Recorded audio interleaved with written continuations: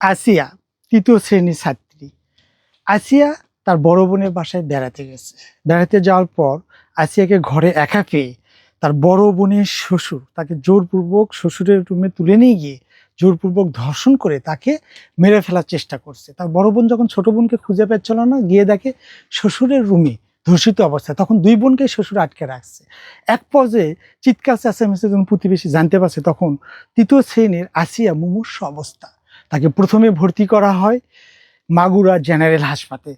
উল্লেখ্য যে ঘটনাটি মাগুরার, সেখানে তাকে না হওয়াতে সদর হাসপাতালে চিকিৎসা না পাওয়াতে ফরিদপুরে একটা মেডিকেলে ভর্তি করা হয়। সেখানে না হতে ঢাকা মেডিকেল কলেজে, ঢাকা মেডিকেলেও ভালোভাবে না হতে বর্তমানে সে সম্মিলিত সামরিক হাসপাতালে চিকিৎসাধীন।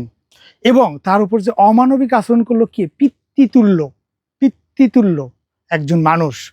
এসব কোন পিতা? ধিক্কার এসব পিতা মাতাদের।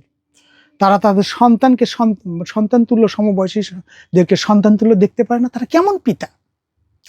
আসিয়া আজ মুমূর্ষু অবস্থায়, তাদের নামে মামলা, সেই সব পিতৃতুল্য বাবা মায়ের নামে।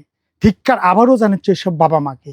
আসিয়ার সুচিকিৎসার জন্য সেখানে গেছেন একটি রাজনৈতিক দলের নীতি নির্ধারক পর্যায়ে এক নেত্রী, তার সাথে কথা বলছেন একটি রাজনৈতিক দলের শীর্ষ একটা নেতা, সামাজিকতা দেখেছেন। বাট এই ধর্ষণটা আসলো কই থেকে? এই যে মনের কুবৃত্তি, তা কোথায়? পিতৃতুল্য জায়গা থেকে।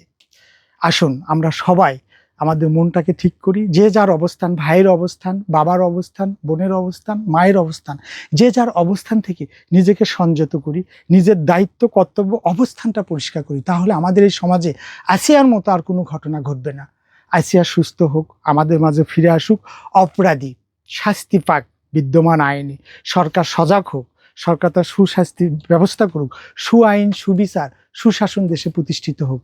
এই বলে আমি আজকে আপনাদের সাথে মেসেজ বা কথা বলা শেষ করছি। পরবর্তীতে আপনাদের সাথে দেখা হবে অন্য কোনো প্রোগ্রামে। সবাই ভালো থাকবেন। সালামু আলাইকুম।